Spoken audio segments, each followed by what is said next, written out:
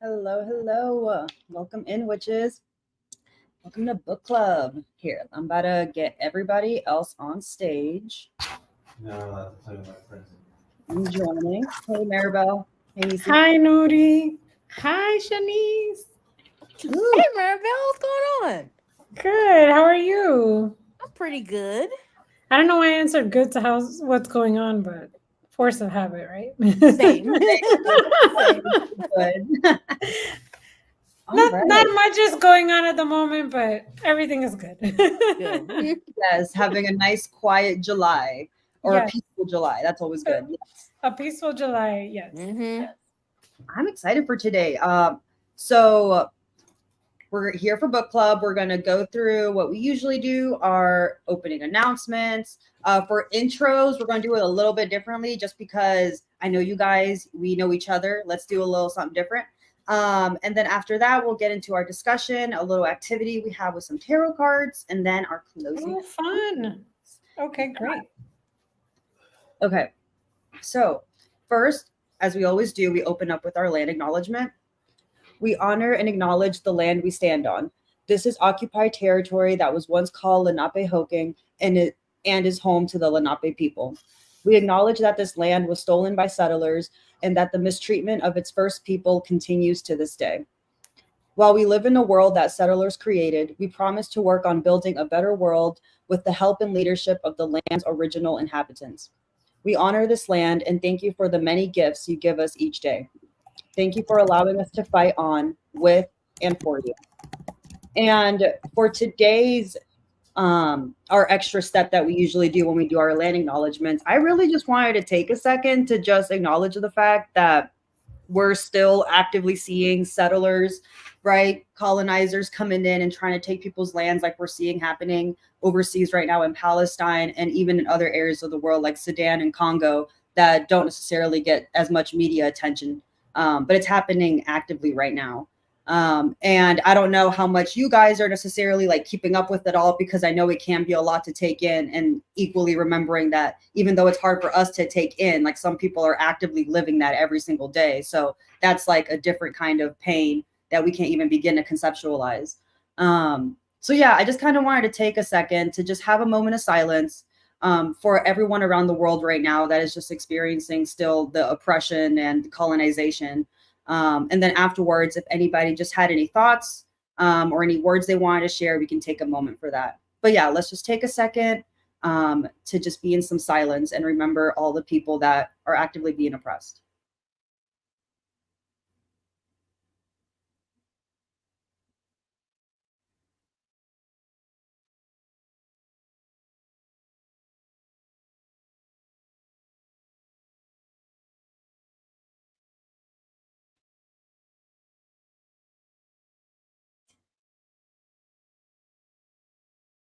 All right.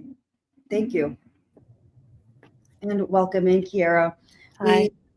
Just taking a quick moment of silence, acknowledging all the colonization that is still actively happening in the world as we were stopping to do our land acknowledgement for the area that we're occupying. And here's a picture that I've been using repeatedly now throughout the year. I just love this picture. And it's a recreation of what Manhattan would look like if Manhattan hadn't become New York City and been taken over by the Dutch centuries ago.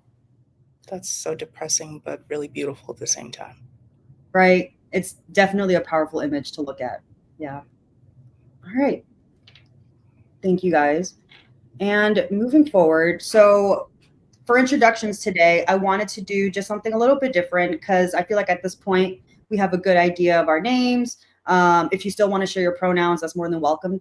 And what I want to do today is, on top of sharing this information that we usually do, I want to ask you all just how has your month been? Like, what have you been up to? What's something that you've been up to or doing that you want to share in this space, just to like give us a chance to get to know each other a little bit more beyond just, hey, this is who I am, this is my path, this is where I'm from. And in the spirit of that, I'll go ahead and just model for us first. So as you know, I'm Nori, my pronouns she, they. Magical path, primarily Wiccan, and always ever changing, right? With all the traditions that come in. More specifically for me, a lot of like folk Catholicism and some hoodoo coming in lately. Native land spirits equally here, the Lenape people. And book progress, I kind of ended up jumping around a lot more in the last half, like specifically with reading the different meanings. Like I don't think I read every single meaning, but I did end up reading like the little end chapters there. And then for me, what have I been up to this month?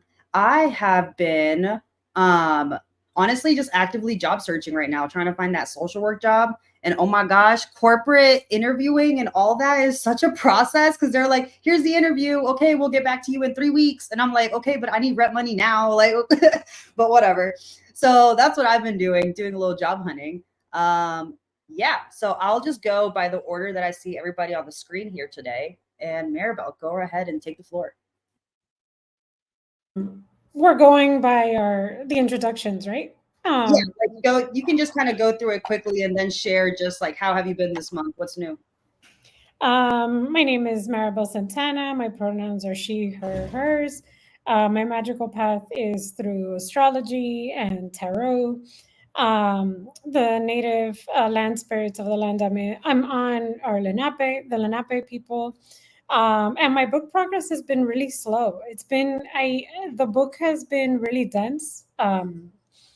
And I think because I've been going through not to be a downer, I've been going through a stressful period for quite some time that my brain has been like, girl, we can't take in more information. We need to be outputting information. So what I've been doing lately is that I've been journaling a lot again. And that's been helping a lot. And just trying to be out in nature a lot. So just trying to just be in the park, on the ground, in the grass, to help me just be and detach from what I'm experiencing right now. That's been what I've been up to the most, just very focused on my healing and just trying to rest. Yeah. We love focusing in our healing. I feel like in different ways that's been happening for me too as well this month of July. So interesting to see those comparisons. Nisi. Hey everyone, I'm Shanice, but I go by Nisi. My pronouns are she, her, and hers. Magical path is Christian folk witch. I'm in South Carolina, Greenville specifically. So the native spirits here are the Muskogee people, and I finished the book. What's been going on with me? Doing Muggle, just regular everyday things. School is getting ready to kick back up, so it's school supply shopping. We just went clothes shopping. So now it's time to buy all the pencils and notebooks and all the things. And yeah, just waiting for tax-free days so I can go ahead and do that. And that's it. Just being a muggle for the time being. Being a muggle. But yes, being a muggle. how do you feel about back to school season? Because personally, I love it. I love a new notebook, some new pencils. Like, do you still have fun doing that for your kid?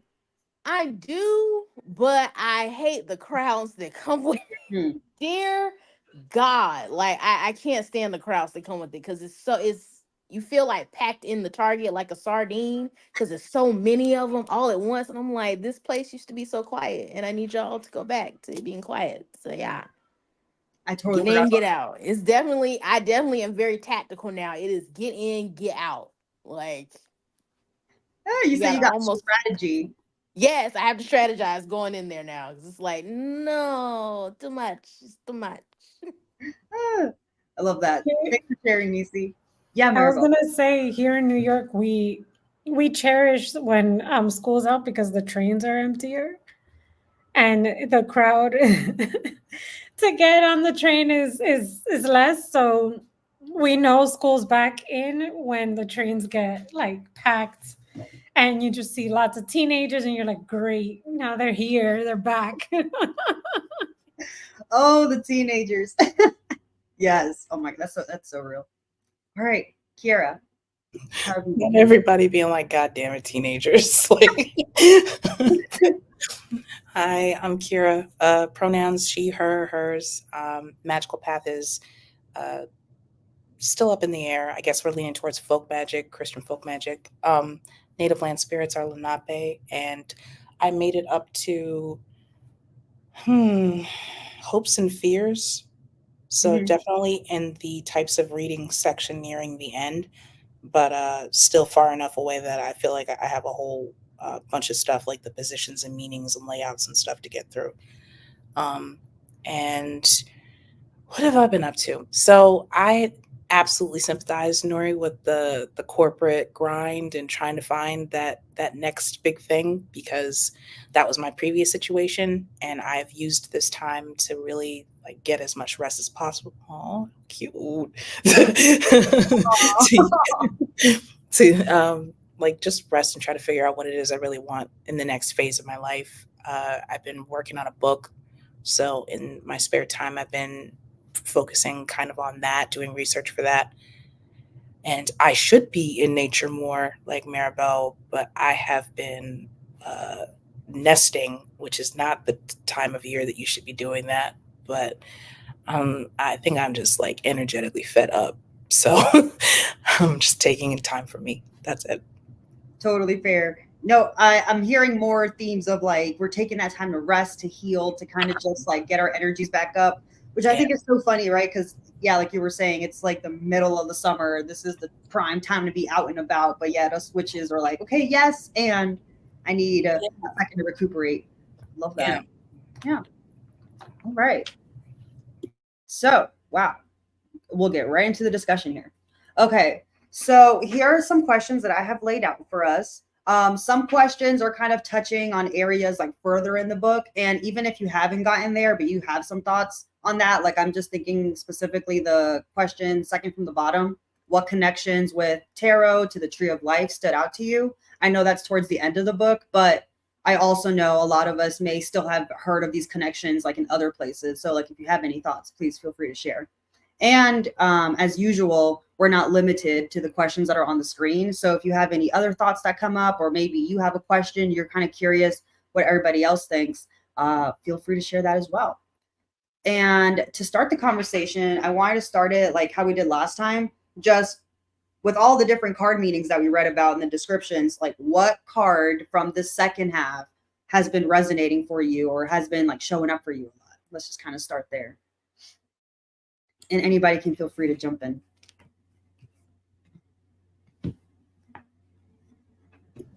So I'll start. Yeah. The pentacles were really interesting to me. Also the wands, but I've always been drawn to the Nine of Pentacles because I'm in like my auntie era. So that's the card that I'm trying to embody. I'm trying to embody that energy. But I love how Pentacles in particular and like earth sign energy in particular is being recontextualized in this generation, where it's not all just about money or or just about material goods, but about how that is incorporated spiritually. So I really liked the breakdown of that and how even the recontextualization of the Ten of Pentacles was really interesting for me, because there was a lot of negativity in that card, which I've usually associated with like just like the Ten of Cups, where it's like everything you wanted is yours. Mm-hmm. And actually it's more like there are sides to this. So I really liked that. And I guess I always am drawn to the kings and queens in these cards, and the water king and queen card also stood out to me because I came up in a reading for me recently. So I know that's a lot, but those are the ones that were I was picking up on: the kings and queens, the pentacles, and a couple of the wand cards. Love that. You were saying the King of Cups and Queen of Cups. And for me specifically, those have been the two that have really been standing out for me. Specifically more the differences between the King of Cups and the Queen of Cups. Like how, like for me, the part that like really stuck out with this book was how the King of Cups is sitting on that like the gray platform, like he's still on the water but not touching the water. Yeah. Whereas right, the Queen of Wands, like her dress is basically blending in with the water, and she has the cup that she has. And I mean, I could just keep going in. Like I just really ended up doing a deep dive between those two cards and how like she's still on the land but like facing the water, and he's like in the water but planted very firmly. And if you want to hear my thoughts further, I can share further, but I want to give space for other people. But yeah, Absolutely. those Yeah. two were something. Very cool. We'll come back to that because Yeah. yeah, lots of stuff in there.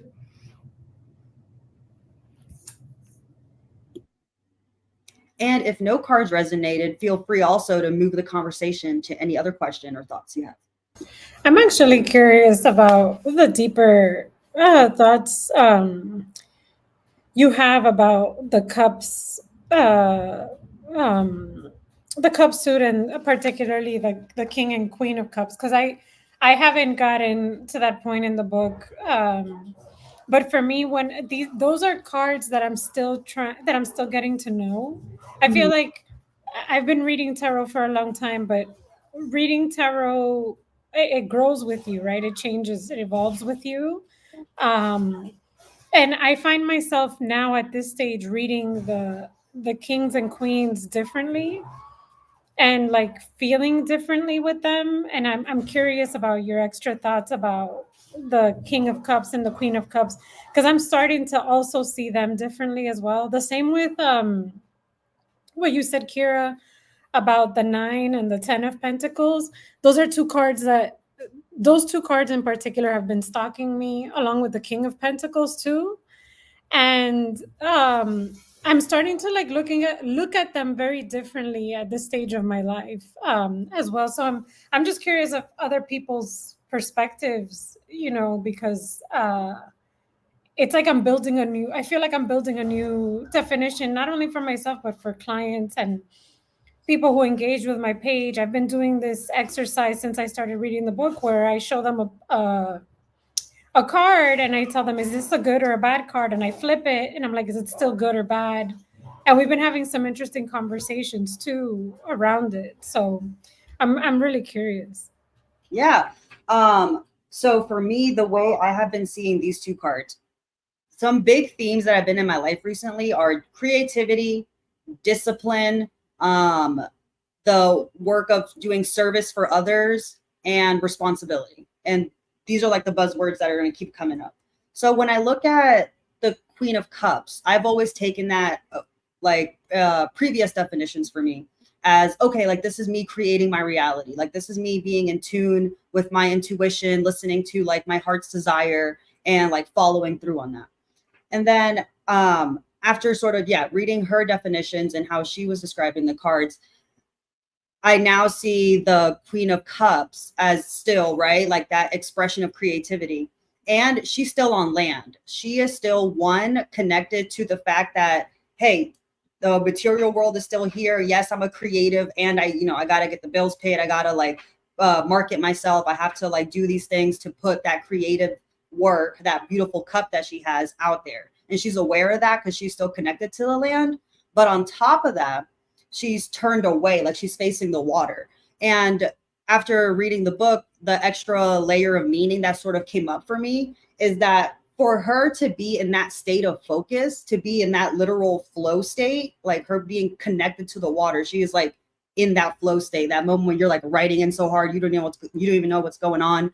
Like I'm thinking about basketball players when like they're in the game right now because the Olympics is happening. Like when they're in it, they are in it. They're moving like butter. And like to be able to get into that state, you have to turn away from the entire material world. Like you have to be alone with you yourself, the unknown of the ocean, that whatever is out there, to connect with your unconsciousness, to connect like all those different layers. The subconscious out there in the ocean is how I see it. And then her being that active consciousness showing up in the center, right where the water and the land is meeting. That's also like a liminal space. And her turning around, I see that as an extra layer of like, oh, this kind of feels a little bit like the Hermit card, like her turning away. And sure, the light isn't like a guiding light, but the light is her own creation. Like she is actively doing that thing that she feels within herself. But to do those things, you have to turn away, acknowledge that life is there, and be like, okay, I need a second. So that's how I see the Queen of Cups now a little bit. And now she has more of an attitude problem in my head because she's so like in her zone that she can be a little snarky. She can be a little like, not right now, I'm doing my thing kind of energy. And then this is where the King of Cups comes in. the King of Cups, he is equally like a creative person. He's equally in touch with his intuition, equally in touch with his feelings, but he's used his gifts in life a little bit differently. He's so creative and so good at brainstorming and all these things that he's using his gifts for the service of others. And this is where we see like kings being responsible and putting things aside to be responsible for the masses. And him sitting on that platform is him, one, recognizing his gifts that are all around him, but putting some distance between it, because he's not touching the water. Like he's not connecting his outfit with the water like the Queen of Cups is. And with that separation, he's able, and even the face he has, he's like kind of stern looking and he's holding a wand and a cup. He's doing that in a way of like, yes, I acknowledge that I am very intuitive. I am very creative. I can like think of all these really great business ideas maybe. And I'm going to use that energy for the good of others. So I'm going to be a little bit disconnected from my creativity, which is how I interpret his sort of like stern face for the good of servicing others. So like, okay, what can I do to make sure like my people can eat, right? Like what creative solution can I think of here? So the King of Cups for me is using creativity for and this is like one definition, right? For the service of other people. Whereas the Queen of Cups seems to be like a use of creativity almost to like feed the soul of oneself that may in time come to help the masses. But to create that product, you kind of have to be in this kind of world where to do the missions of the King of Cups, you're more like this in the world while not suppressing, but just keeping tame your intuitive side a little bit or your creative side. So yeah, that's my sort of take on how I've been conceptualizing the Queen and King a little bit differently in that sense of like social responsibility, creativity. Yeah. So those are my thoughts right there. Yeah. You might find That's this amazing. interesting. Oh, sorry, I didn't mean to interrupt you, Maribel. You might find this interesting, and then you guys can like expound on it if you want. But what you were talking about those different energies, how they're almost like inversions of each other versus like, side by side, like maybe some of the other kings and queens feel like to me, like the King and Queen of Wands, for example. They just feel like they're sitting side by side each other versus these two, which are like looking at each other because they're polar opposites in a way, but just within the same element. There's these books in astrology that I read years ago, and the defining thing between the two of them was that they talked a lot about, I guess at the time they were talking about gender, but really it was just energies.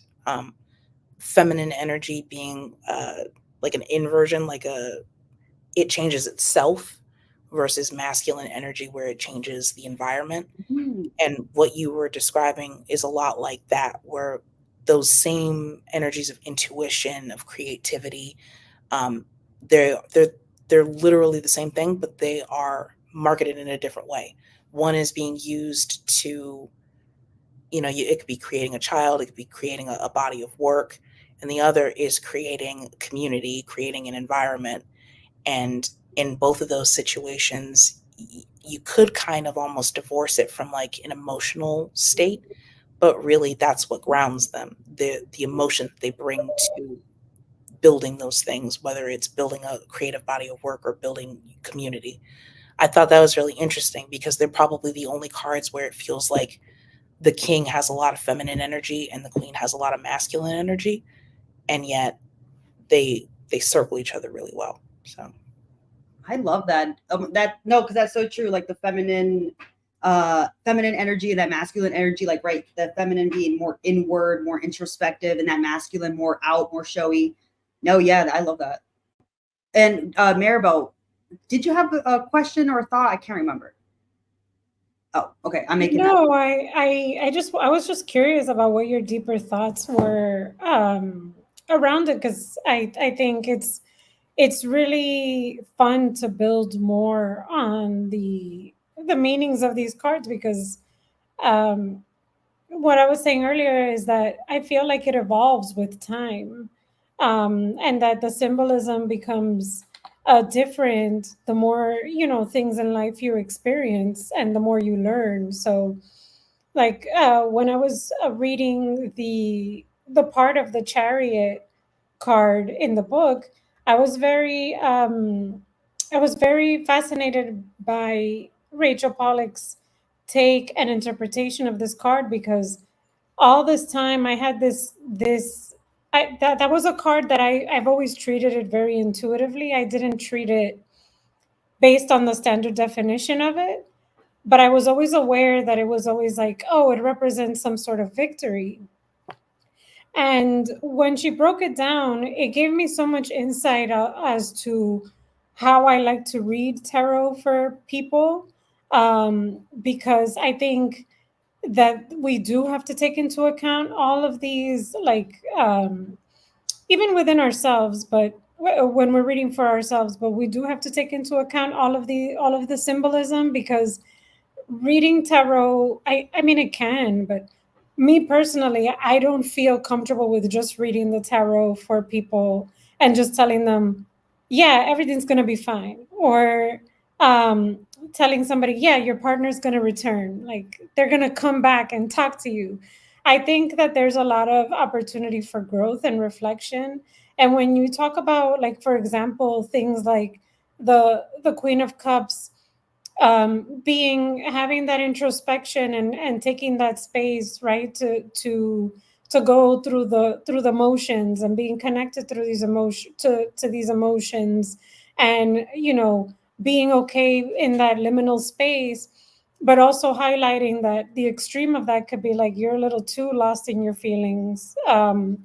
That those things are real and are part of the humanness that makes us who we are. So when I was reading the Chariot and she was talking about, but what is like really the victory? The victory is the victory of being able to master like your current state, to be in control of where you're at, where you're currently at, and talking about the symbolism of the dark and the light sphinx and all this kind of stuff. It made me just feel more kind of like more supported in terms of the way I envision readings and what I think the tarot really is, and how the tarot can really be used as a self growth, tool, as a developmental tool to help yourself and help others. So I was curious, like, what were your interpretations too? And also because I haven't gotten there either, so I want to be able to engage in the conversation. But it's always interesting to hear and just learn more from other people and how they're interpreting things too. These are things that sorry. Wow, okay. These are things that I end up incorporating to, my husband's walking in the background.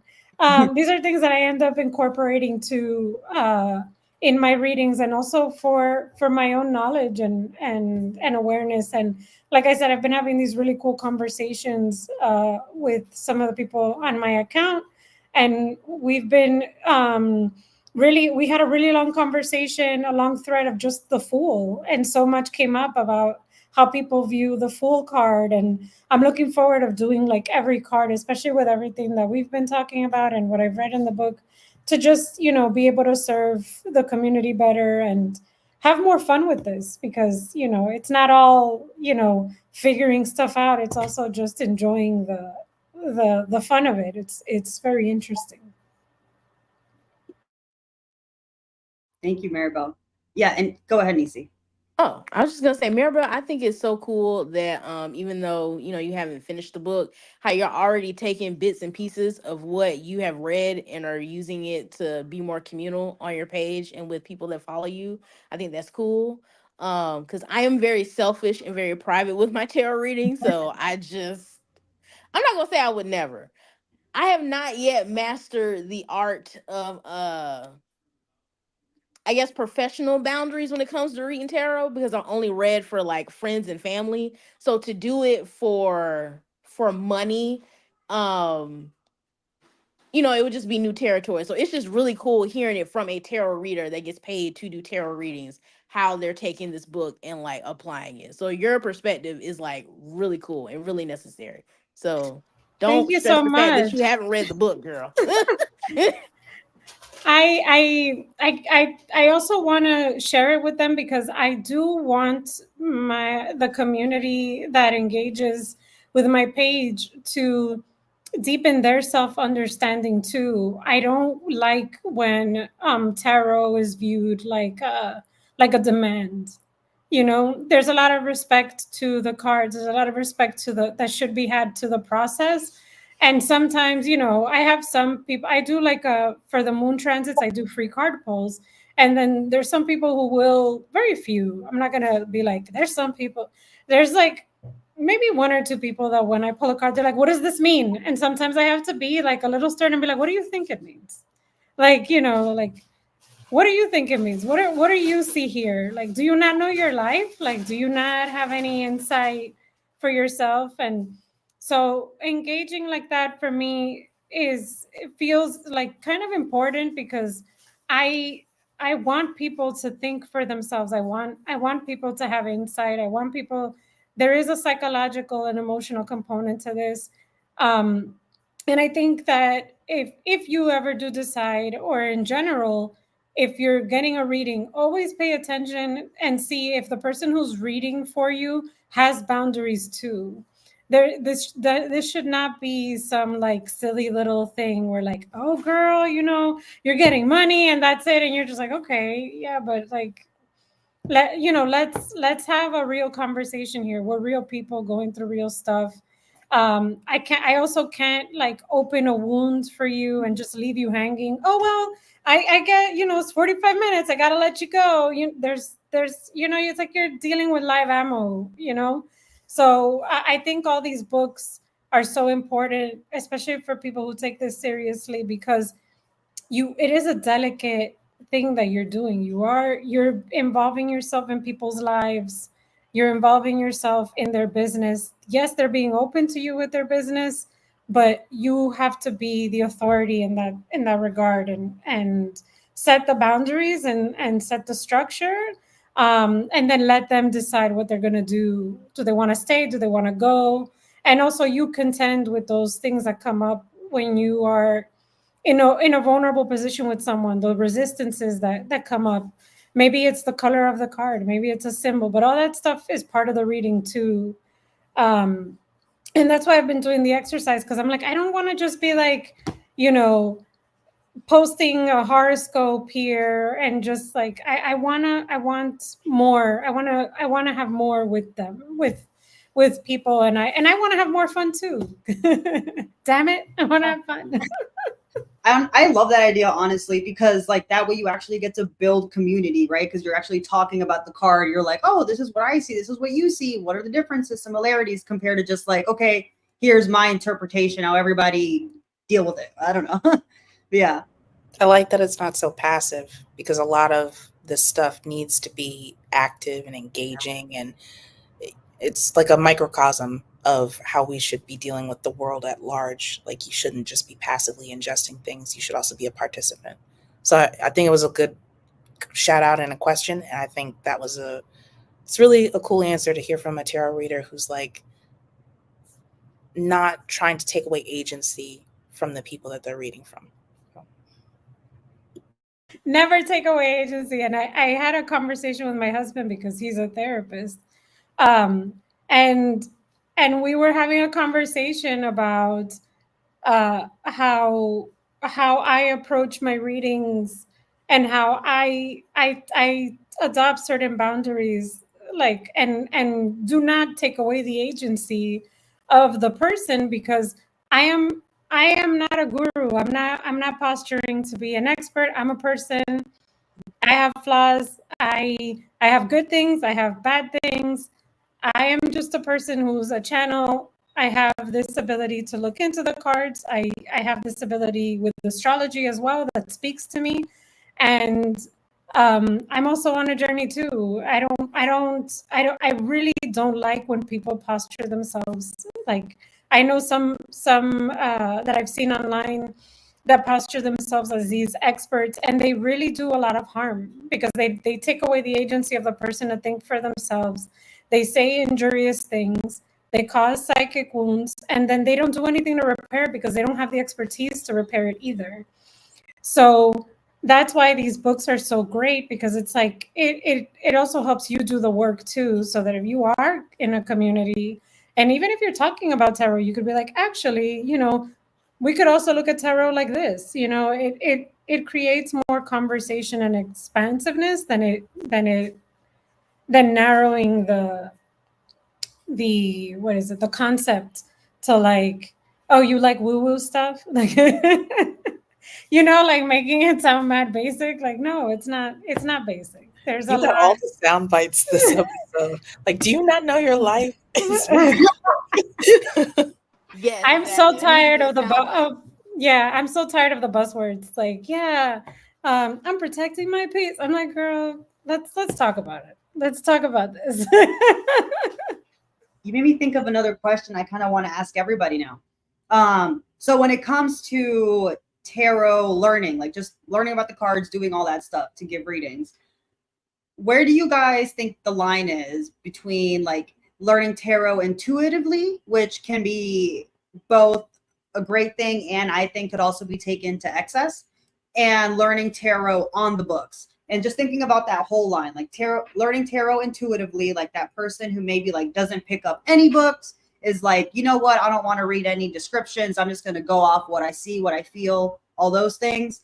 Yeah, and like the person who, like, let's say maybe is reading every single book and is like, when they give you the reading, they're like, oh, this is XYZ based off of these resources.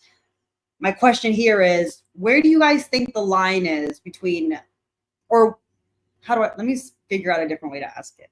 What's your opinion on that learning process? Like for you personally, would you prefer somebody who's like a more intuitive reader, a book learner, somebody in the middle? Where is the middle? Yeah, I'm kind of curious. I don't want, because I know I've been talking for a long time. Got thoughts? Share them. Shut up, Maribel. Shut up, going. Maribel. I'm so kidding. Yours is yours. Well, that's good for me because I have social anxiety, so that helps me snap out of it. Please keep talking. I love your perspective. So when you asked that question, it made me remember something that the novice tarot reader doesn't know.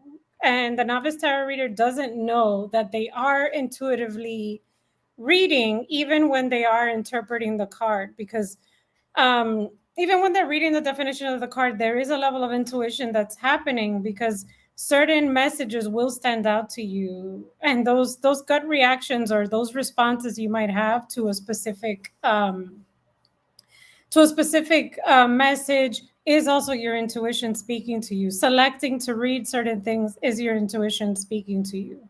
I think that there is no right way to learn tarot. I think that you learn it the way you learn it. If you're called to do it, you start to just do it and decide how you want to go about it. It really is something that evolves with you. I think that if a person came to me with a book, I think I would, if anything, I'd now where I feel I'm at, I think I would just ask them, well, what made you read? What stands out to you the most of what you said to me? And not so much doubt it, because I think if you're called to do it, is because you're intuitively being led to do it. And then if you're reading it intuitively, I think it's interesting. Sometimes people think that if they're reading intuitively that they're not interpreting the book, but I've noticed sometimes I know the cards intuitively, and then when I look at their definitions, I'm like, how do I know that this is the definition? How did I know that this is what is there? And I think there's something experiential that happens. I think that, and Rachel Pollack mentions, the whole archetypal energy associated with these cards. There's a lot of collective knowledge that we all possess together as a society that helps us interpret these symbols and helps us understand what's happening and tell stories, and through our own perceptions and our own experiences. So I don't know that there is like a difference necessarily. What I do know that there's a difference is over time, as you do refine your intuition, and that I would prefer somebody who is capable of listening more to their intuition and being present with the reading. And that's the only thing that I think studying and practicing does afford you, where you end up listening more to like kind of like the pace of the messaging that comes in through the tarot and the stories that the cards together tell you, as opposed to saying, the Nine of Pentacles, means take care of yourself. Maybe you start reading for someone who is having trouble, I don't know, with gratitude and things like that. And you could see, that the Nine of Pentacles is trying to knock on their door and say, hey, you have other stuff you could pay attention to right now. Maybe take a break. This is not a moment, and you could start seeing more of like those little things come up, and little things that the client also tells you, or the person also tells you to like pick up on what the energy is around the reading itself. So I don't know that there's any difference to me in a way. I feel like your intuition is leading you either way. That's my sense. I love that. I love that too. Yeah.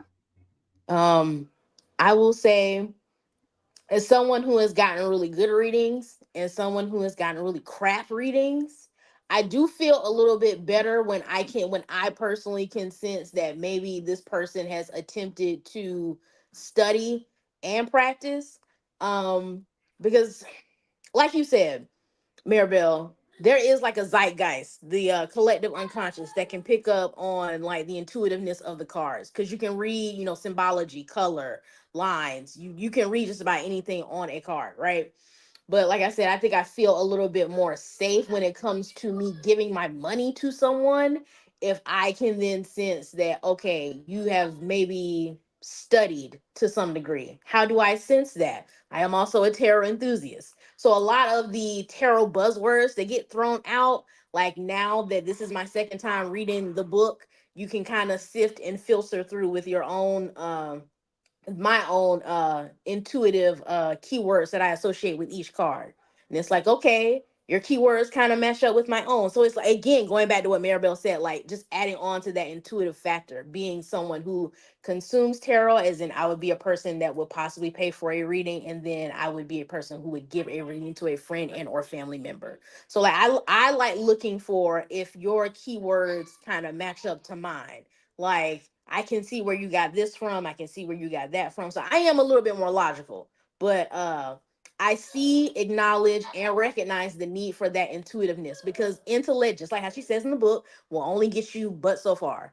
It's almost kind of like if you are so logical that you block out that intuitive factor that comes into reading, you kind of can almost read the tarot like a story block. And sometimes those story blocks won't make sense if you don't allow the cards to engage with you psychologically, emotionally, physically, spiritually, and things like that. So I'm with you, Maribel. It definitely is a push-pull. It's a very intertwined dance when it comes to studying and practicing the tarot. And that's how, in essence, I think that's how it should be. You should be engaging mentally with the tarot. You should be engaging intellectually. You should be looking at symbols and symbolism, but you should also push past some of those hunkered down words and things like that. So yeah, I agree with you 100%. I feel like you just described it perfectly with saying that push and pull, because that's very Agreed. much what it is, right? That dance. Like I'm thinking of, and funny enough, it's right in front of me, the world card, like that dance of the tarot, right? It's just always kind of like, yes, a little bit of intellect. Yes, study. Yes, see what other information has been out there, and trust yourself. Like go inwards, just kind of feel into the cards. Yeah. All that. Yeah. Any other thoughts? I was gonna say definitely trust yourself, and the one thing that came up when Nisi was talking was the because of that intellectual component, that logical component that tarot has. The other challenge is sitting with the information. I think sitting and within that, trusting yourself, sitting with the information, it doesn't have to be validated by another person for it to be true, and you don't need the validation from another person for your own self reading for it to be true as well. So that's why I think it's so psychological. That's why when I'm doing readings, I no longer worry if the person believes what I'm saying or not. I now just read, because you will be ready to receive the information when you're ready to receive the information. And if you're not ready to receive the information, that's fine too. There's no obligation here. It's push and pull, like you said. Yeah. And Kiera, I saw that you were wanting to jump in. Yeah, I was just going to add on. I think that both points that were made are correct, in my opinion. I'm kind of a pragmatist in some senses, but also I'm aware, obviously, that intuition led me to tarot in the first place. So it led me to a desire to want to learn more about it, which inspired, I guess, the book learning side of things. But all of that was in service of being able to read my intuition better. Reading about the cards was all in service of being able to trust myself when I see an image. Also, of course, taking into account the collective unconscious, the ways in which we all tap into what symbols mean. You know, what came first, the chicken or the egg? Did we give the symbols meaning, or did the symbols have meaning and then we learned how to interpret it? So I am appreciative of when a person takes the time to study, to learn, to become a scholar of a thing that they claim they care about. I'm also aware that not everybody has the same access to the same tools for knowledge. So, but I also know people who will find a way if they're interested. So if you're drawn to it and you find the resources that you can that allow you to be able to start from square one, not unlike with writing. If you know the rules, you can break it. So if you know where you're starting from, then you can veer off the path and know you'll be able to find your way back and trust yourself. So all of it seems to be an Ouroboros in terms of like it's all in service to the other. Yeah. Oh my gosh. Honestly, what all three of you guys said was just perfect. And then just kind of to throw like my piece in there, me personally, when I first came to tarot, I really gravitated towards Benabel Wen and her work. And if you know anything about what she does, she can be very analytical. She can be very pop, pop, pop. And for me, I'm also more on like that pragmatic, more analytical side. So like stepping into my intuition was a bit difficult for me at first. But what I found for me that I appreciated was I liked the frameworks that she set up. Like specifically, she has one called like tarot analytics, right? Like that sounds so far away from intuition. But that framework, honestly, for me, once I learned that, like you were saying, learn the craft and then break the rules, it really allowed me to get that feeling. Because basically she's like, look at the card, look at the colors, symbolism, and then tap into XYZ. And as I practiced readings that way and got more comfortable looking at like, oh, the card itself and these kind of things, I then felt more comfortable to start stepping out of that and be like, okay, yes, I know the color red is passion, but what else could it mean? It kind of feels powerful right here. It kind of feels mad right here. And yep. See, you already know, you know the good stuff. And yeah, I love a framework, basically, like you were saying, to be able to step out into my intuition, get creative with it, get more fun with it. Yeah. Oh, yes. Holistic Tarot. That book for me is marked up. It is like the whole thing's basically highlighted at this point. I'm obsessed. That's in my I queue because I thought- see her on YouTube. So go ahead.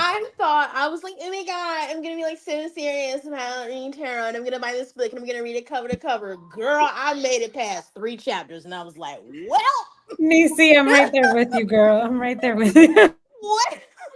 This is a reference book, okay? Reference. I did not know she did not come to play. She did not come to play with the children, okay?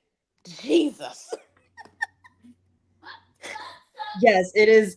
It is one hell of a reference book. That's for sure. Yeah, she's conscientious is how I would describe her. Like Yeah. the way she tackles her content, the way she tackles, and that's in my queue to get, but like very much methodical, even in like her random, what do you guys think kind of questions. So it's funny that you put it like that. It sounds like it's like you could beat somebody with it. So Honestly, yeah. Very powerful book in many ways. All right. Yeah, so I guess what am I curious about now? So at the end of the book, I don't know if you guys who like haven't gotten to the end have just taken the liberty to like look what the spreads are in the back.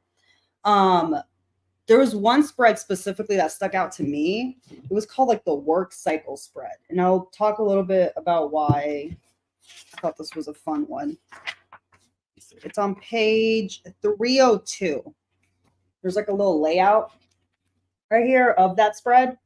And basically what I really liked about this one is that, so Rachel was talking about on page 300, how when it comes to tarot, that sometimes the readings can lean more on like describing where you're at in life, or just kind of like describing like, oh, this is what you've done, what you might come into contact with, what might come to happen type of readings.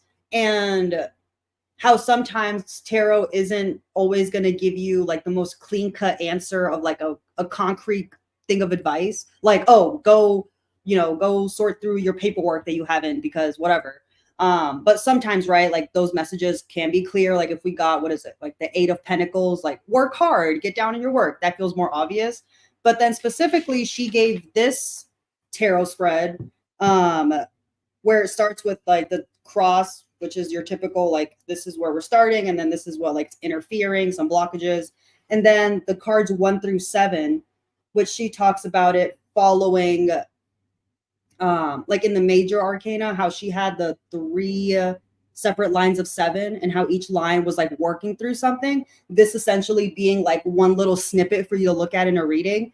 And what was it? Cards 3, 4, and 5 specifically being the cards that show the work that has to get done, whether it's the situations you got to work through, maybe whatever influences are happening in your life that you have to work through, like maybe some like old childhood traumas coming up that you have to deal with, and attitudes. So situations, influences, or attitudes that need the work. And I just found that to be like, for me, revolutionary, because I'm like, wait, this is a great spread to like pull out that the concrete stuff when you need it sometimes. Like I'm specifically thinking in those moments in life where everything just kind of feels like it's a shit show. And you're just like, oh my God, like, how can I move through this? Where am I? Like, what do I need to do next? This just feels like such a great spread to try. And I haven't tried it yet, but I'm thinking of doing this for like the beginning of August. But yeah, I just wanted to point that out. And I just love that she called out that very minor issue that I don't think a lot of tarot readers would like to say out loud, of like, yeah, I do a reading, but I feel like that reading gave me no advice. I feel like I know about the situation, but I don't feel like I know what to do. So I just appreciated that little insert in there. But yeah, I don't know if there were any other spreads you guys were curious about or wanting to try. I think I probably started talking before I took myself off mute. I think spreads are a little intimidating for me because, and this is probably why this is a good book to read, because I've tried Celtic crosses before and I'd be like, this is a lot of information and I'm not sure if I'm getting all of it. And the documentation of readings is important for me now because overwhelming. And it's overwhelming, and also you feel like you need to like document it somehow so that you can remember it, so you can go back and things pop up and it's like, yeah, it was there all along. But in terms of having readings that feel like practical, I don't know if that's been my experience, because it's always been just kind of like card pulls or like shuffling through and laying something out and hoping it makes sense. Probably because I didn't have enough understanding of like the different types of spreads that you could do that might feel pragmatic and practical and useful.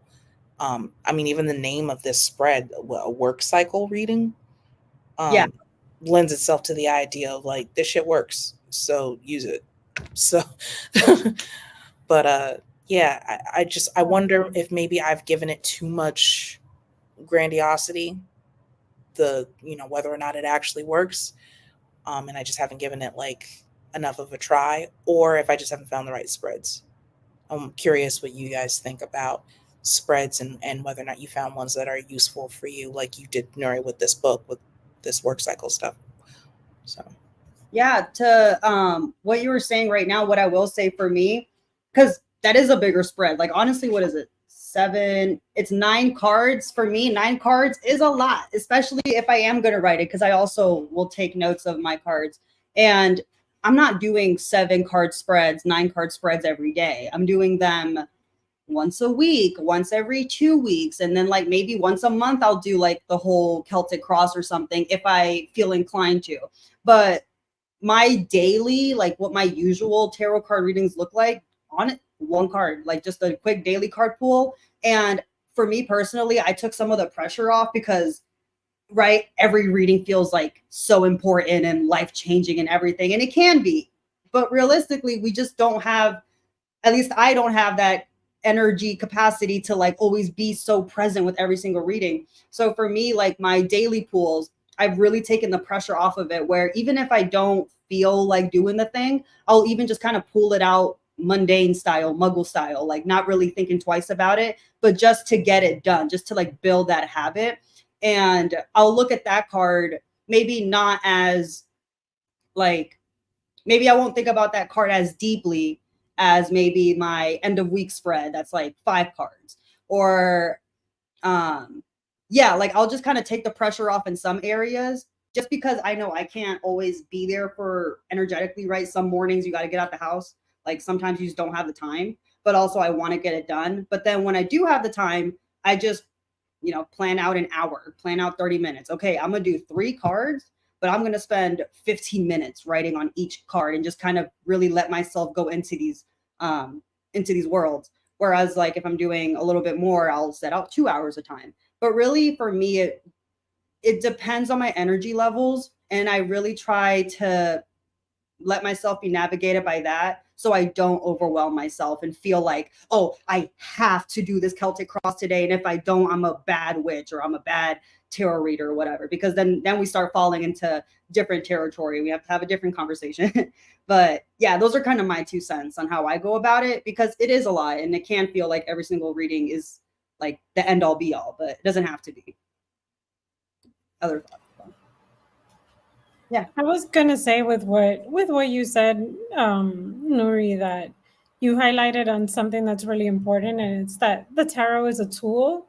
It's a tool, and it could be incorporated as part of your practice and lifestyle, but it's not the practice, And I think that that's what could help you, Kira, with deciding how you want to read for yourself, in terms of like figuring out like how do you want to fit it into your life, and knowing that it's a tool for you to enhance your life, or for whatever you may be planning on using it for. There have been times where tarot has not been good for me, and it's been because my relationship with it has not been useful. It's been intense, or it's been stressful, and I've had to put it down. Then there are times where I am present enough, kind of like what Nuri said, and I can receive my messages and things like that.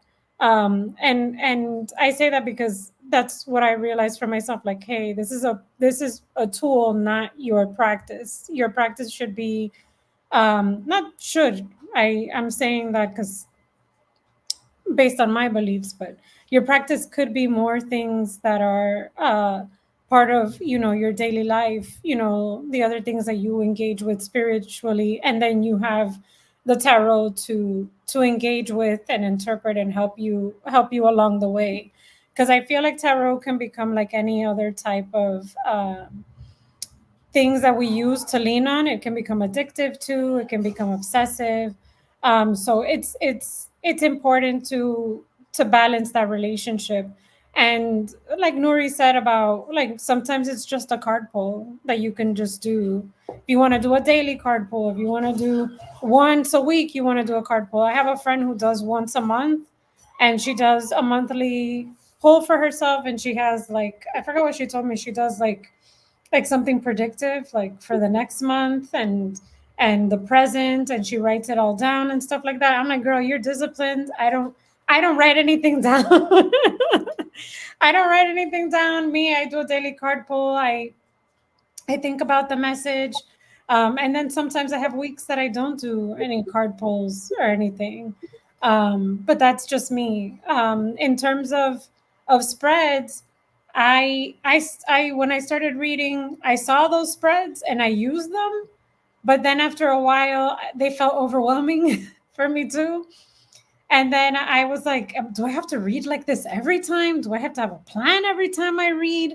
And it became very dogmatic in a way for me. But I've noticed that that's part of how my brain works too. So in general, I have to be mindful of that.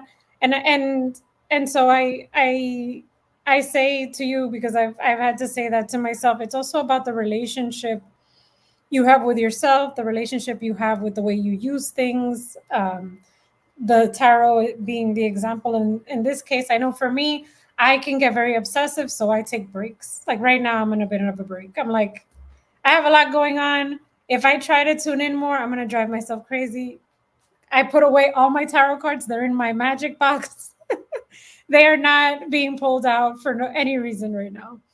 Um, but when I feel better, then I return to them. And sometimes I only do like 3 card spreads. I'll do like past, present, future, or like where am I right now, stuff like that, or 1 card pull. Um, I think they're useful, but I think you could do whatever you want, really.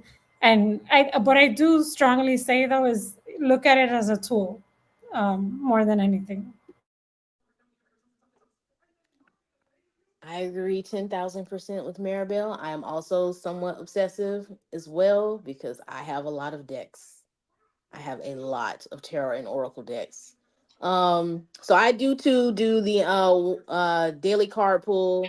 So I do that for like if I call myself doing like a deck study. So like I've gotten something in and like I want to like study the images, study the colors, read what the author thinks about, what they drew or what they, whatever. So I'll pull the card, read the guidebook, and then that'll be that. Um, then I'll do like a 3 card spread. So my 3 card spread, I got off of a YouTube channel. Energy, so where I'm at energetically in this moment, obstacle, like what I could be facing, and then advice. And the obstacle, the card that's there, even though I don't flip the cards over, is technically meant to be read in the reverse. So I somewhat like spreads because I don't like flipping cards over. Like it looks weird sometimes to me. So spreads can help you indicate where you maybe need to read the more difficult or the more challenging aspects of the card. Like it'll help guide a reading, basically. But I stick to 3 because 9, 10, and 12 cards can be a little bit overwhelming, and it depends on what someone will ask for. I remember one time I had a friend of mine ask for like a year ahead reading, and that I planned for because that was going to be big, and I used a bunch of decks, so I planned for that. So while that was a lot, it had some structure to it. But like Maribel said, you pretty much can do whatever you want. It is a tool. You are the one directing the tool. Yes, the tarot has influence because of the woo woo, but you are in essence in control. And when you need to put things down, put things down. Like everybody's not pulling cards all day every day. I'm like Maribel as well. I take breaks too. Like sometimes the situation doesn't call for you to read cards. And when you're more trusting of yourself, when you get that inkling, you'll be able to follow it more confidently. Because the first time that inkling comes, you're like, what? No, it's just my ego saying that. No, it's your mental health friend. Yeah, listen. Okay, this is hilarious. 3 things. 3 quick things. One, the muggle thing is cracking me up because I just have images of like all of us doing like a Devil Wears Prada opening where like you're pulling on your shoes, you got a little bit of toast, but instead of toast, it's a tarot card in your mouth. You got to run out the door. So daily card pulls, that's what I'm thinking of in the muggle world. But then also what the book talks about is how all of this is just a tool, like people threw dice, people read entrails, all that stuff. So this is all really just about the tool you decided to use in order to tap into the thing that's already in you and outward of you in the first place. And then 3, I'm just really grateful that there's so many different perspectives and expertise in this group. And this is the first book club that I've done in like a long, long time and stuff. So it's really nice to just be able to get confirmation that like you're on the right track. This makes sense. And to get different perspectives and like ideas of what kind of card pulls I could do. So this has been really helpful from a practical sense. Thank you. Hey. And with Kiera's statement, because we have like, we got like 15 minutes left. I want to go into our activity. So before we step into the activity, I just want to give everybody one more opportunity. If there is any final thoughts, final opinions that we want to give before we switch gears from our discussion.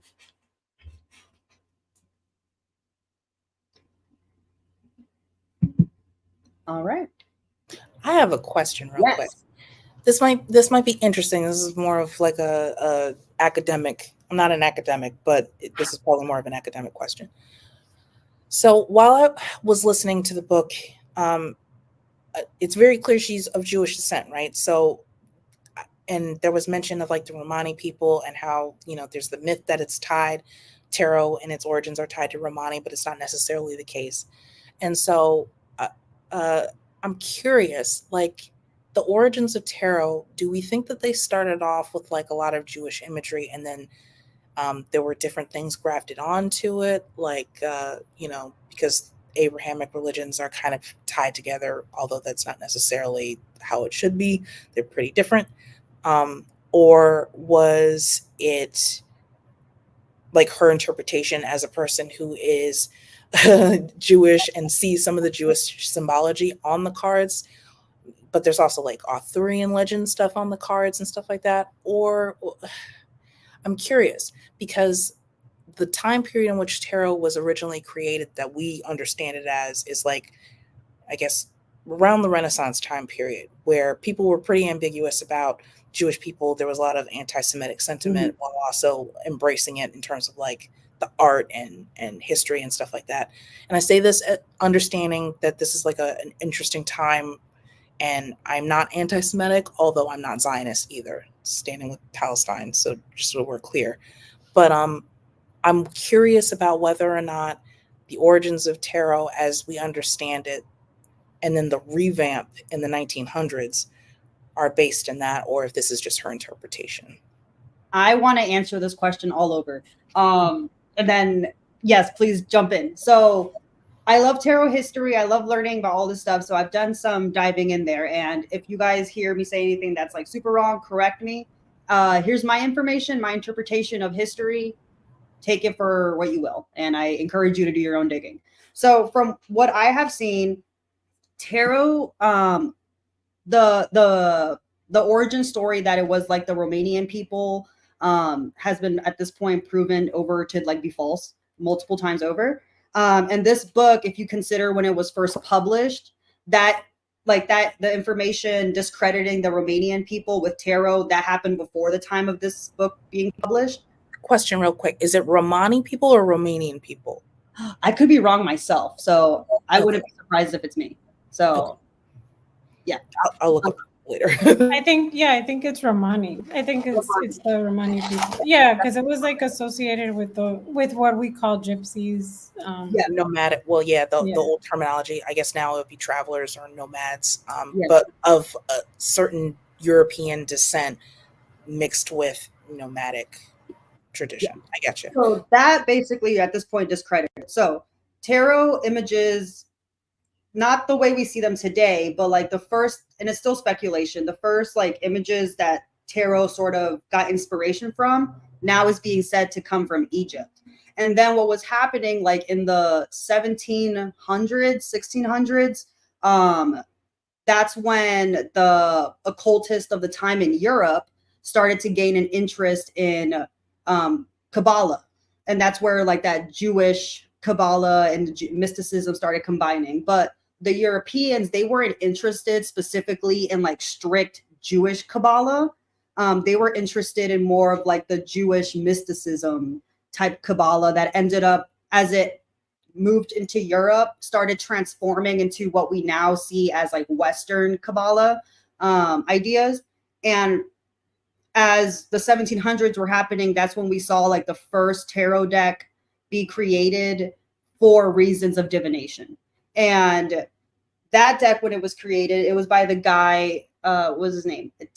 Talia was his name. And when he created the deck, I can't recall if he had history of Kabbalah, but like he was influenced by like some possibly Kabbalah in doing that. And if it wasn't that connection, it was the connection that happened later in the 19th century, like late 1800s, when secret societies were happening everywhere, like secret occult societies. And then, Seances and stuff. yeah, and then the secret occult societies at this point, they really were gravitating heavy on now Western Kabbalah. And then as the tarot was getting popular in the 1700s, 1800s, and then 19th century, tarot ends up with secret society people. And then they begin doing the work of overlapping Kabbalah with tarot. So that's where it started. And then like as time continues, myths and things happen where like, oh, did it originate here? Did it originate here? But it originated from the secret societies in the 19th century. So technically the combination of Kabbalah and tarot is still pretty new, even though they're both really like ancient ideas. And then further moving out of the 19th century towards the 20th century, that's when we start seeing tarot getting syncretized with astrology, numerology, and now we're still seeing those developments happen. That's my understanding on the history, and from your guys' nods, I felt affirmed. But yeah, Thank you. That was amazing. Please make a PowerPoint.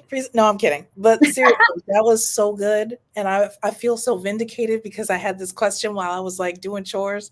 It's like, I wonder if anybody knows this. And I hope it doesn't like spark up any weird, sentiments. great question. But yeah, thank you. That puts my mind at ease because I'm like, how did this happen? How did we get here? Yeah. History is a wild thing, and it's really fun to get into, especially tarot history. But yeah, great question. Okay. Are we good to move forward? Any other thoughts? Okay. No, I just love this group. I every time I attend a group, I'm always just like, this is, and the more I get to connect with more people, I just feel just happy, just very happy. Yeah, same here. I almost didn't come tonight. That would have been a mistake. I'm glad you came. I'm glad you're here. All right. So wrapping up our meeting here. What we're going to do, I'm going to show you 4 different cards. And when each card shows up, what I feel inspired to do is to get in touch with our senses. So this exercise was inspired from page like 330, 331, where Rachel Pollack's talking about meditation and tarot and how it's important to like meditate on the cards, spend time with the cards. And then she was talking a little bit about path working and how you can path work with the cards and be like, oh, you're walking down this path. You see the castle in the corner. Like, what do you see? What do you hear? Blah, blah, blah. And taking that idea, what I want to do is show a card and give us like a minute or so to just spend some time looking at the card, meditating with the card. And while you're doing this, I want you to not necessarily think about any descriptions, meanings, whatever. I want you to connect with the card with your senses. Looking at it, what do you see happening? Like, what's happening in the card? Are there any sounds? Is somebody talking in this card? Do you have any smells coming up for you in this card? What are the feelings happening in this card? Both like emotionally, both tangibly. Like, is the person in the card holding something? What might that feel like? Why do you think it feels like this, not like that? You get the idea. And we have 4 different cards. We're going to take like a minute or so on each. And then after the minute of like some silence, I want to give you guys an opportunity to just kind of share like what was happening for you in the card. And if through this exercise, like any other meanings or maybe a message came out for you and you feel comfortable sharing that, feel free to share that as well. And let's see, we'll do all four cards. We might go over time today a little bit. And if you have got to go, that's totally fine. But I think it'll be a really fun activity. So let's just go ahead and do it. All right. Do we all understand what's happening and are we ready? Awesome. Okay. And yeah, if you want to take notes, highly encourage that. And if you don't, you can take mental notes as well. So here comes the first card. And let's take a minute.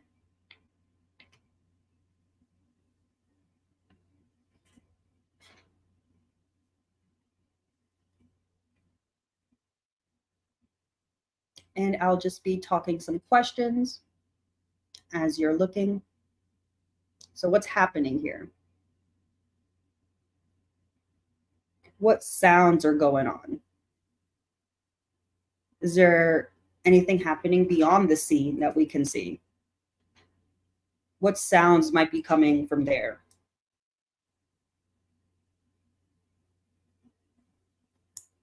Any specific smells? Any aromas? Odors?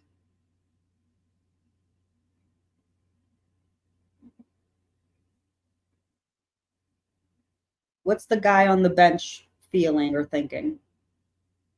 Or what about the two guys looking up at the guy on the bench? What are they talking about? All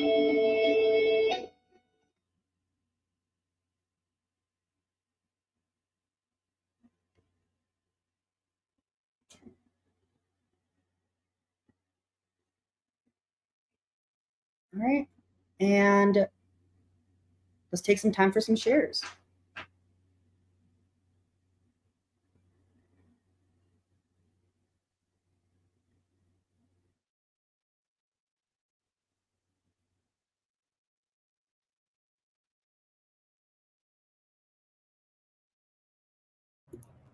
Okay, I'll go first. Here's my fan fiction, everybody. So, sounds that I heard: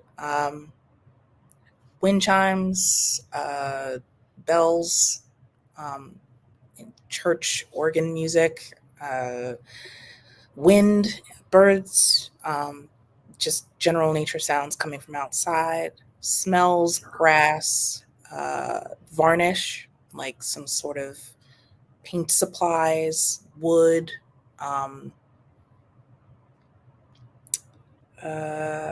What it felt like to be inside of this card.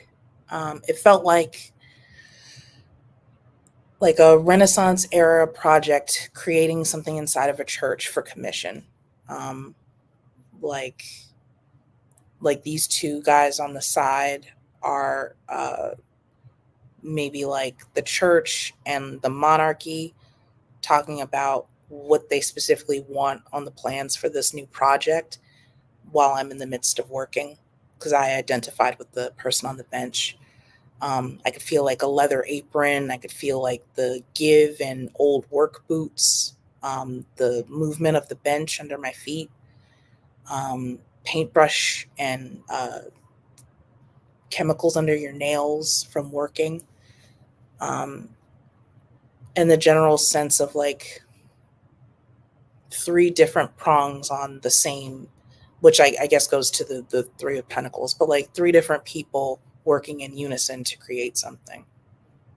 So Thank you for that, Kira. That was honest, like that was so wonderfully described. Like I genuinely felt like I was in there. I could hear the chimes and the birds and like the chatter of them, like, oh, we need this, move to the left a little bit, or we need this carved this way. Love that. Nisi. Yeah, when you said the leather boots, I could feel the leather giving in the boots because he's been standing all day. But from my perspective, what I saw, sensed, it was really from the two down here. It sounded like I'm a goofball, but whatever, we're going with it. It sounded like a more sophisticated, like Stewie from Family Guy accent. Oh, why yes, why yes, we love the structure here. And she said it's supposed to be fun, so I went I went also. with it. Just went with it. So we got this sense of collaboration because they're clearly approving of this young gentleman's work. But the sound that I heard like a clinking sound, like the worker on the bench was like working with like, metal or stone. So you know how when people carve things and you have that sheathing thing that you have in one hand and then you're doing this. So I heard the clink, clink, clink, clink, clink from doing that. But that was like from the car.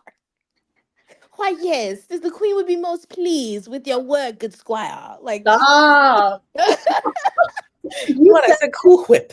And I heard it. I heard all of it. Yes. Like, that's too good. Oh my gosh. Okay, we're gonna move on. I know you didn't get to share on this card, Maribel, but we have more cards, and just for the sake of time, I want to keep us moving. I'm gonna think about Don't that every worry. single time I look at this now. Stewie's definitely in the jester get up. Yeah. All right. Okay. Whew, let's take a deep breath. And here comes the next card. And same idea. We'll take about a minute and then we'll discuss.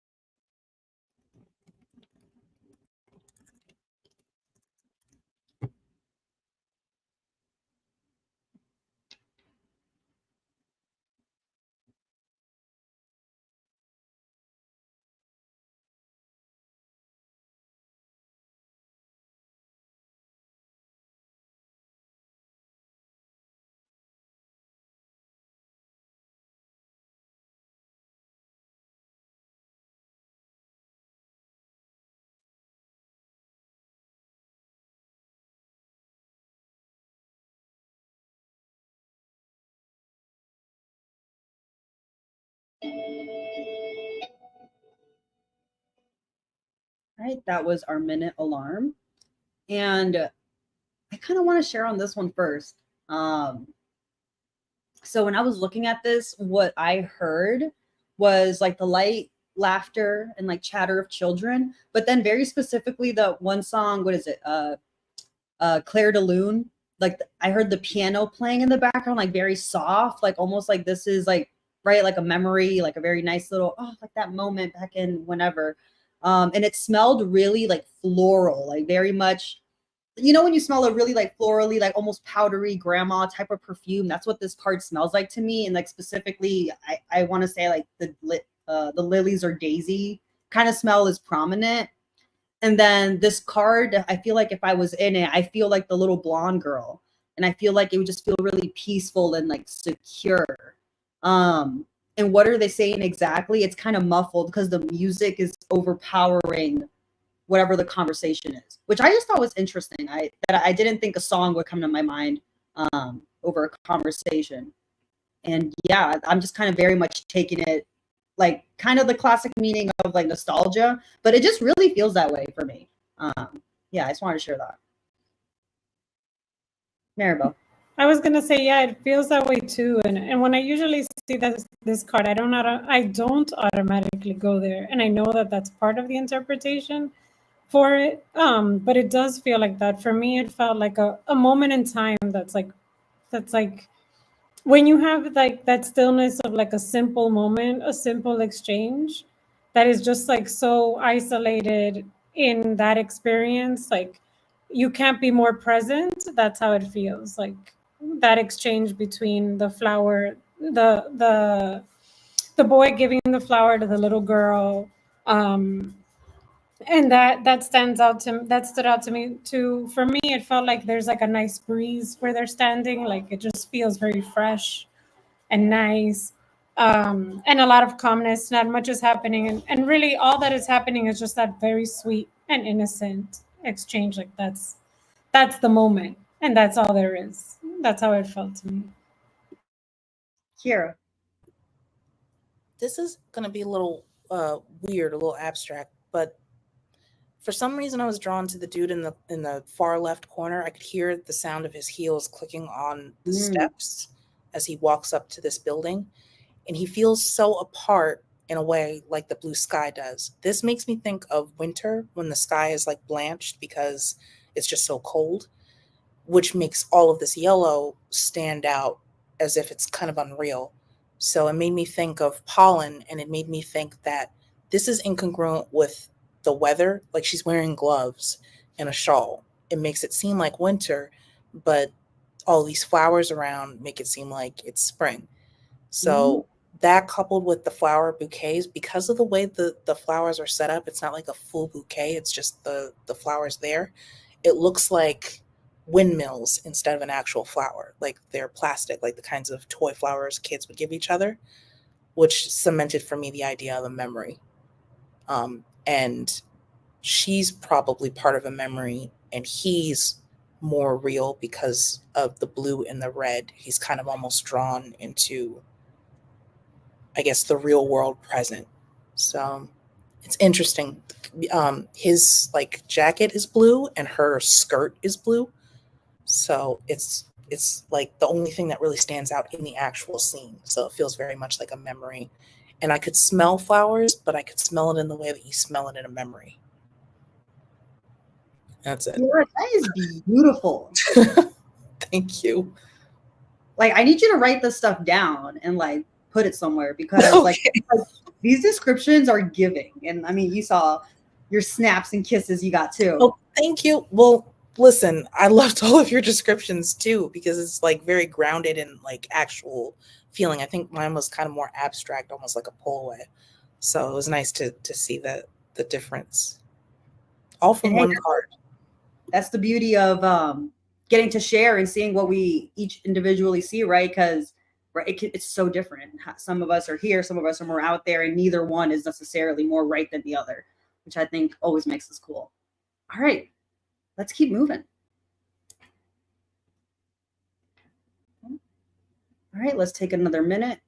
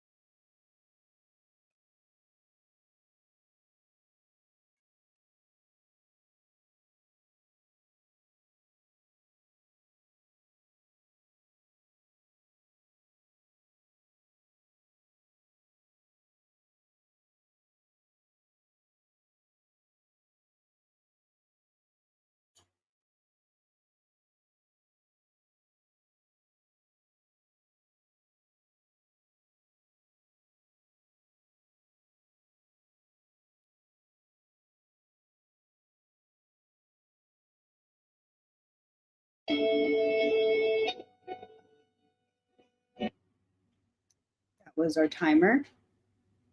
Shares.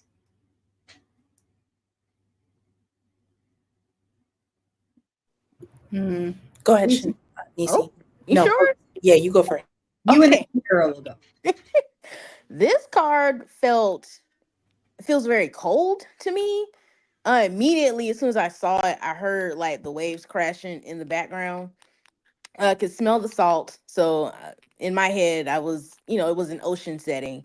Those swords are heavy. How old girl is strong enough to hold them with that type of that type of strength?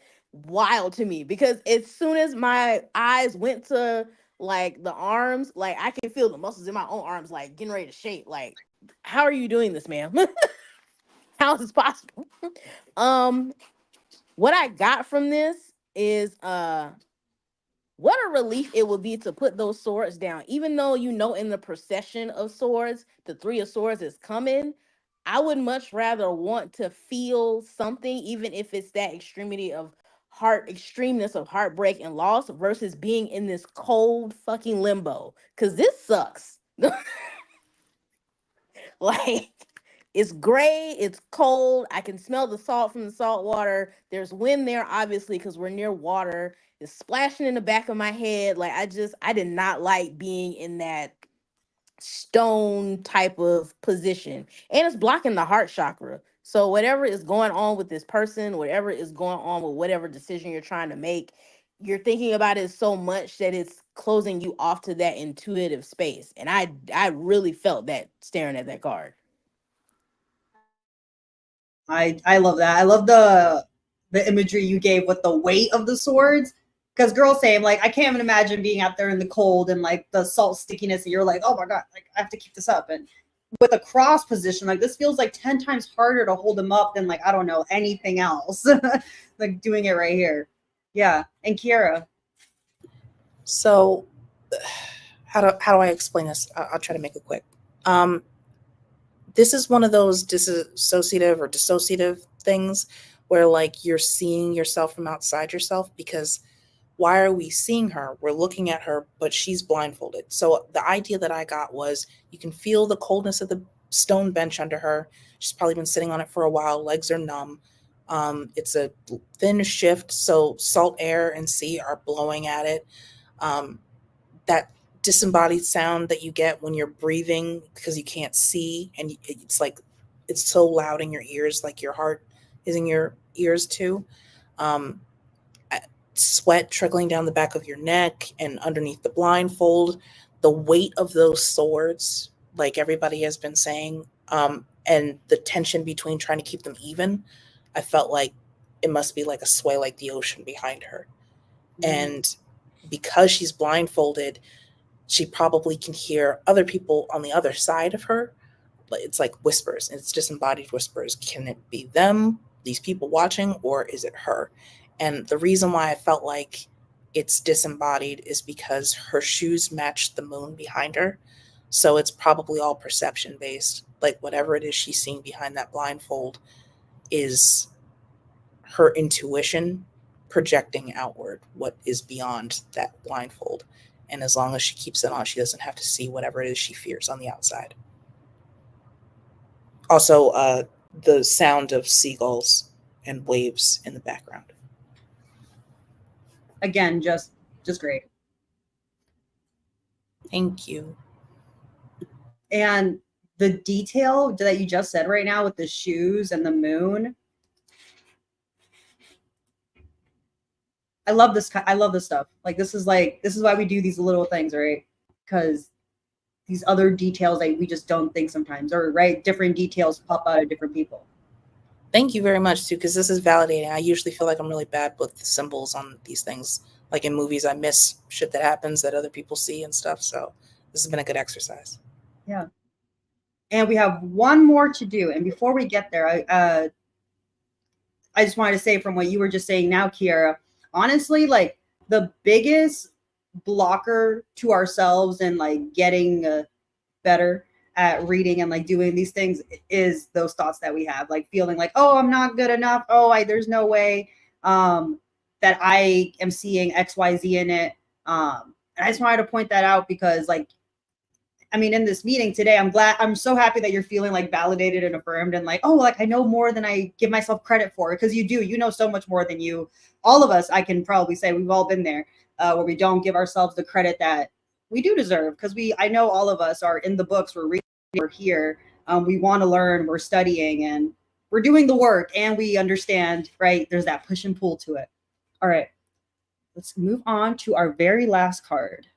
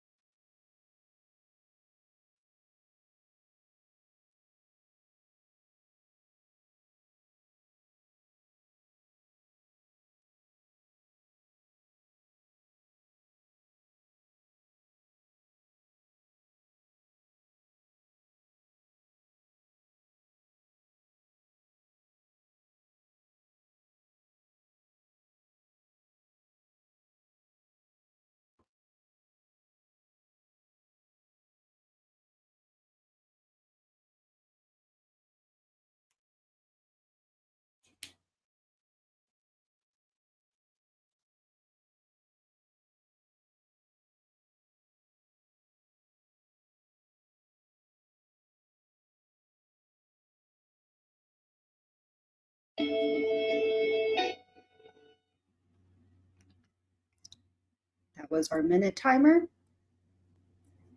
Thoughts? I'm just going to jump in with the foolishness now. I Go heard for it. very clearly, if y'all do not know who the late great comedian Bernie Mac was, he's one very funny man. And clearly I heard, I ain't scared of you MFers. That's all I heard. I ain't scared of you MFers. Just, Come and do something to me. yeah, okay, kick it. Yes. Yes. Very That's clear as day. I ain't scared of you MFs. I love that. I I heard bust love a it move. so much. Rest in peace. Rest in power. He was so great. For me, let's get serious. No. So aside from the burning knife thing, the staves have the same coloring as his legs. So I felt like if you were to do an association, then the legs are like the wands. They're like an extension of the weapon. And so his legs must be like fatigued. I got the feeling like if I was in that body, I would be swaying after a long fight. And like it's that adrenaline rush after you've been in a fight and you finally come to a sense of like security, but you're not there yet.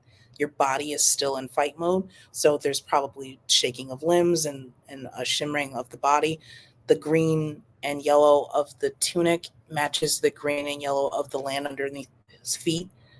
I don't know why, but for some reason this card just feels like it has a lot of grounded earth energy in it, like almost like he's just an extension of the earth under his feet. But I could hear it cracking. Like I could hear almost like if you could hear tectonic plates moving or like cliff sides breaking and crumbling, you could kind of hear that start. So it's almost like this is not a permanent fixture, even though he's got a permanent stance. So eventually he'll have to hop off of there. And that full expanse of sky, it feels more like spring, summer to me than a winter. So it's probably very hot and there's no movement in the air. It's very stagnant and still. Yeah. Lots of sweat too. Yeah, when I was looking at this card, like I also have the sense that it's really hot there right now, like whatever's going on, and it probably smells really bad. Like, you send a kid outside all day and they're just like doing whatever they're doing and they come back inside and they smell like that. I feel like that's what this card smells like. Yeah. And for me, something I've always seen in this card, like every time I look at it, I always see him as a giant.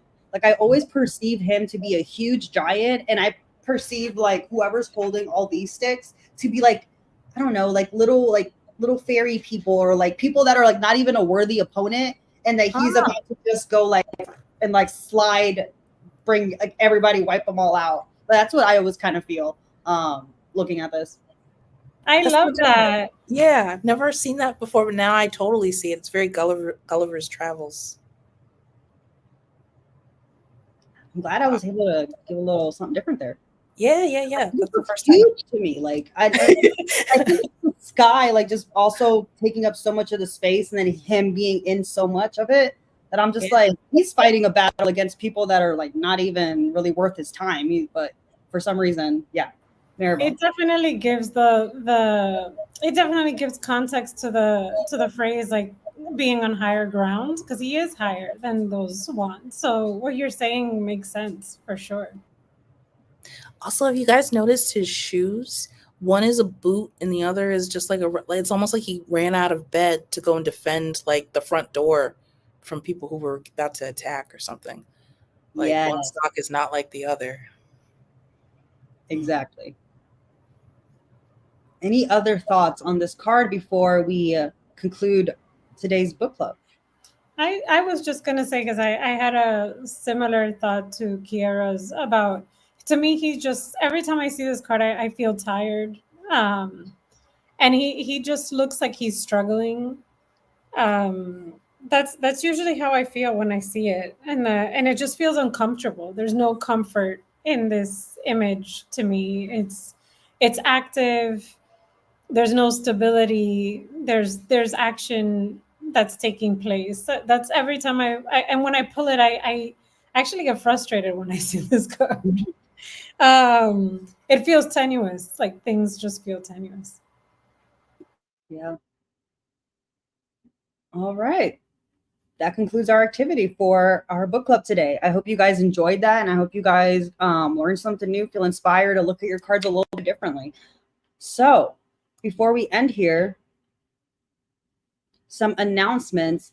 August 14th, Allie is going to be teaching a webinar called How to Work with Your Spirit Guides, Divine Guidance. So that'll be happening August 14th. And you'll see more details in the online community in like the coming weeks when the event will be posted. But just so that's on your radar. Next, Witches of Color Support Group, August 18th. Our next book club will be August 25th. And then with Alexis, the next Moonlit Metaphysics is August 16th at 8:30. All right. And with all that said and done, thank you all so, so much again for being here and showing up and having this discussion and reading the books and just getting a chance to learn and grow together. I love these book club meetings. I'm so happy that like you guys show up and we have these discussions. So yeah, I send you off into the evenings. Go enjoy, go have a nice rest of your Sunday. And yeah, I'll see you guys back here next month, 7:30, and we'll be talking about Black Herman's Grimoire. All right, Very y'all. excited. Thank you. Have a good night. Bye, Good night, everybody. y'all.